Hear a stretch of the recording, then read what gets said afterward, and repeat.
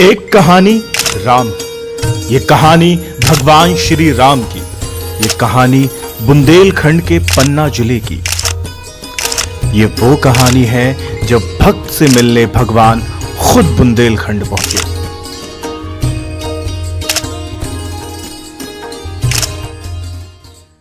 आइए अब हम आपको ले चलते हैं एक ऐसी जगह जहां प्रभु श्री राम ने धनुष उठाकर दैत्यों का संहार का संकल्प लिया था। ये जगह है बुंदेलखंड के पन्ना जिले में।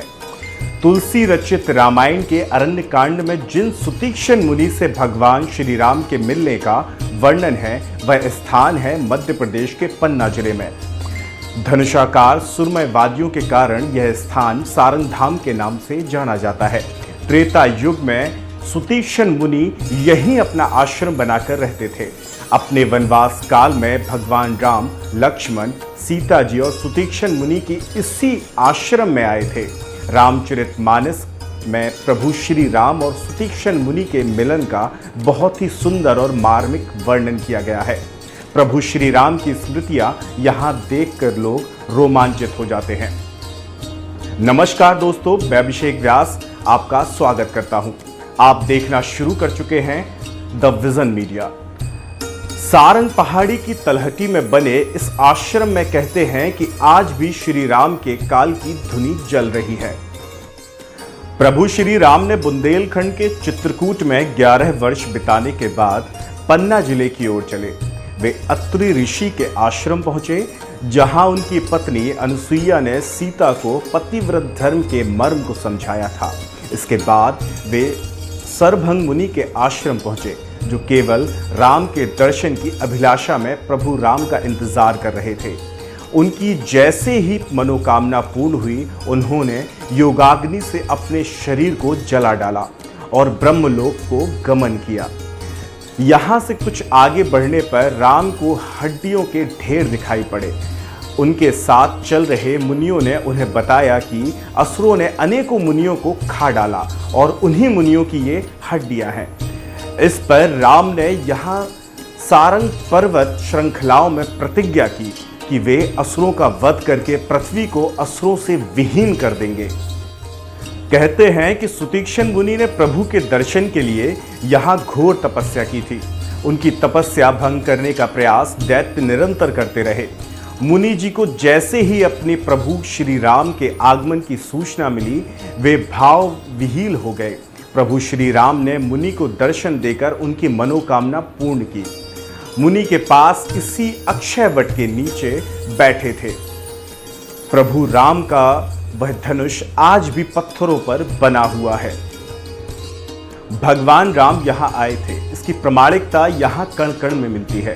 पत्थरों पर बने धनुष बाण, सूर्यवंशी राज्य का राज्य चिन्ह, पाषाण पर बने नवरत्न, सीता कुंड, राम कुंड और लक्ष्मण कुंड, पहाड़ पर बनी सीता रसोई, राम बैठका इसकी स्वयं गवाही देते हैं। राम कुंड में कहते हैं कि स्वयं गंगा जी वास करती हैं।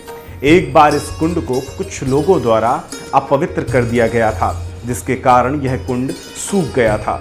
3 वर्ष के अखंड कीर्तन के बाद इसमें पानी आया था। अब बड़ा सवाल उठता है कि सुतीक्षण मुनि यहाँ तपस्या करने क्यों आए थे और क्यों उनके गुरु अगस्त मुनि ने अपने आश्रम से निकाल दिया था। इसकी भी अपनी एक अलग कहानी है। कहते हैं कि सुतीक्षण मुनि ने गुरु द्वारा दिए गए शालिग्राम को गुमा दिया था। इस कारण उनको भगवान को लाने पर ही आश्रम में आने का आदेश दिया था। कहते हैं कि अगस्त मुनि त्रिकालदर्शी थे। वे यह जानते थे कि प्रभु श्री राम किस पथ से आएंगे। इसीलिए उन्होंने अपने सबसे योग्य शिष्य सुतीक्षण को सारंग धाम की पर्वत श्रृंखलाओं के पास भेजा था। यहीं से सुतीक्षण मुनि प्रभु श्री राम, लक्ष्मण और सीता जी को लेकर अगस्त मुनि के आश्रम गए थे। अगस्त मुनि के यह आश्रम भी पन्ना जिले के सलेहा के पास स्थित है। इसे सिद्धनाथ आश्रम के नाम से जाना जाता है।